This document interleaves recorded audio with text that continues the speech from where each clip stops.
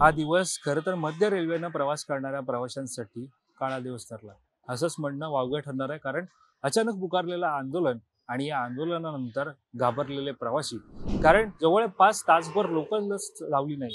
त्यामुळे लोकल न धावण्याचं कारण काय? कामावरून सुटलंय, पीक कार आहे, अशामध्ये घरी कसं गाठायचं? अशा या सगळ्या प्रश्नोत्तराच्या मध्ये अडकलेल्या प्रवाशांमध्ये भीतीचं वातावरण निर्माण होतं. त्यामुळे येणारी लोकल पकडायची आणि घरी जायचं याकडे लक्ष असलेल्या काही प्रवाशांनी गर्दीचा सामना केला, धक्काबुक्कीचा सामना केला. मात्र शेवटी जे घडायला नको होतं तेच घडलं.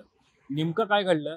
तर मध्य रेल्वेवरून ज्या प्रकारे पाहायला गेलं तर आंदोलन पुकारण्यात आलं होतं ते म्हणजे रेल्वेच्या NRUM संघटनेकडून.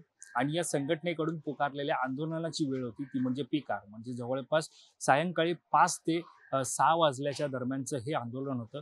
मुंबईकरांच्या भाषेतला हा पीक आवर होता. आणि या पीक आरमध्ये प्रचंड गर्दी ही मध्य रेल्वेवर प्रवाशांची असते. आणि त्या गर्दीच्या वेळेतच आंदोलन झालं आणि होत्याचं नव्हतं झालं. साधारणतः गर्दी मोठ्या प्रमाणात असल्यामुळं प्रवाशांनी येणारी लोकल पकडण्याचा प्रयत्न केला. मात्र प्रवाशांनी लोकल पकडली.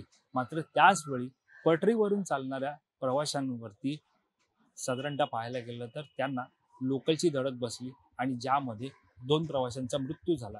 या संदर्भामध्ये अधिकची माहिती अशी की साधारणतः मागून लोकल येत असल्याची माहिती त्या प्रवाशांना कळली नाही आणि यामध्येच या धडकेमध्ये त्यांचा उपचारादरम्यान मृत्यू झाला. मात्र जे जखमी प्रवासी होते त्यांना जे रुग्णालयामध्ये दाखल करण्यात आले. प्रकरण कसं आहे पाहायला गेलं तर ज्या प्रकारे 9 जून रोजी मध्य रेल्वेच्याच मुंब्रा स्थानकामध्ये घटना घडली होती. साधारणतः 2 ट्रॅकवरून येणारी लोकल आणि बाजूबाजूने वेगाने जाणाऱ्या लोकलमधून अनेक प्रवासी खाली पडले आणि ज्यामध्ये 5 जणांचा मृत्यू झाला. अनेक प्रवासी हे जखमी होते. मात्र या सगळ्या प्रकरणी चौकशीचा अहवाल मागवण्यात आला होता. चौकशी करण्यात आली आणि या चौकशीमध्ये 2 अभियंत्यांवरती गुन्हे सुद्धा रेल्वे अभियंत्यांवरती गुन्हे सुद्धा दाखल करण्यात आले. मात्र गुन्हा दाखल करण्यात आल्याच्या विरोधामध्येच हे आंदोलन पुकारण्यात आलं होतं. मात्र दोघांना वाचवण्यासाठी 2 जणांचाच बळी घेतल्याची आता साधारणतः ही चर्चा सर्वत्र.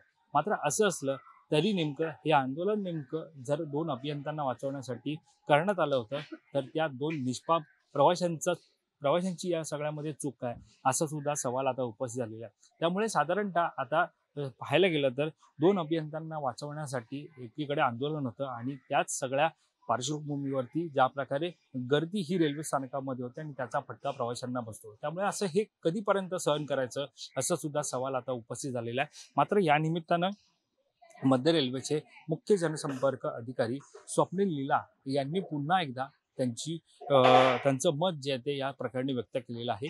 आणि त्या पार्श्वभूमीवरती पाहायला गेलं तर या ज्या घटना घडल्या तर 2 वेगवेगळ्या घटना होत्या असं त्यांचं म्हणणं आहे. ही घटना घडली प्रवासी ट्रॅकवर चालत होते त्यावेळेची आहे आणि या प्रकरणी योग्य ती कारवाई आंदोलकांवर करण्यात येईल. कालच्या आंदोलनाचा डिटेल अहवाल हा मागवण्यात आलेला आहे. दरम्यान काल जे आंदोलन झालं त्या आंदोलकांना केवळ DRM कडे पत्र देण्याची परवानगी ही देण्यात आली होती. मात्र 45 मिनिटांनंतर आंदोलन मागे घेण्यात आलं.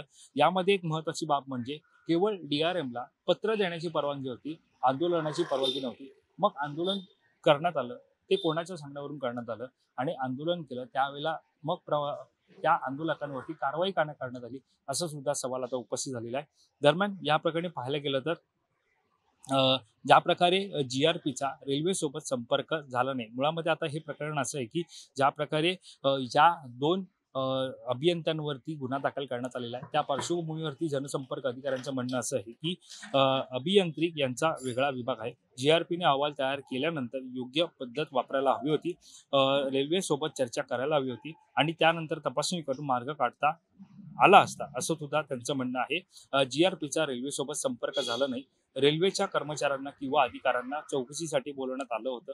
गुन्हा नोंदवण्याआधी रेल्वेसोबत पोलिसांनी अहवाल शेअर करून खातरजमा करायला हवी होती.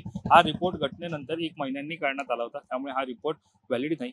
प्रथमदर्शी जो रिपोर्ट दिला तो रेल्वेच्या तांत्रिक दृष्टीने निकष चुकीचा आहे. प्रवाशांना यातून त्रास होणं अयोग्य आहे. आपले प्राथमिक ध्येय प्रवाशांची सोय बघणं ही आहे.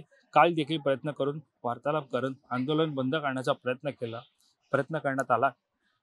कालच्या अपघातात मृत्यू झाला आहे. त्यांची संपूर्ण माहिती घेतल्यानंतर मृतांना मदत करता येईल, असं सुद्धा त्यांनी म्हटलंय. मात्र यामध्ये जर पाहायला गेलं तर जनसंपर्क अधिकाऱ्यांचं ज्या प्रकारे म्हणणं आपण जर नीट ऐकलं तर त्याच्यामध्ये केवळ GRPला पत्र देण्याची परवानगी होती. यामध्ये पाहायला गेलं तर आंदोलन कोणत्याही प्रकारे करण्याची परवानगी नव्हती. मात्र तरीही मुख्य स्थानकावरती मध्य रेल्वेच्या ज्या ठिकाणी टर्मिनस आहे, मोठ्या प्रमाणात गर्दी आहे, लांब पल्ल्याच्या गाड्या सुद्धा ज्या ठिकाणाहून सुटतात, अशा ठिकाणी पीक आवरमध्ये केलेलं आंदोलन. मग या आंदोलन करण्यात आलं. मात्र या आंदोलनानंतर ज्या प्रवाशांना आपला जीव गमवावा लागलेला आहे, त्यांची जबाबदारी कोण घेणार आणि या सगळ्याला जबाबदार कोण, असं सुद्धा सवाल आता उपस्थित झालेला आहे. त्यामुळे रेल्वे प्रशासन, पोलीस यावरती नेमका आता कशा प्रकारे निर्णय घेतात, आंदोलकांवरती कारवाई होणार का, आणि ज्या ज्या 2 जणांचा या घटनेमध्ये मृत्यू झाला आणि जे जखमी आहेत त्यांना आर्थिक मदत ही रेल्वेकडून केली जाणार का, हे सुद्धा पाहणं महत्त्वाचं ठरणार आहे.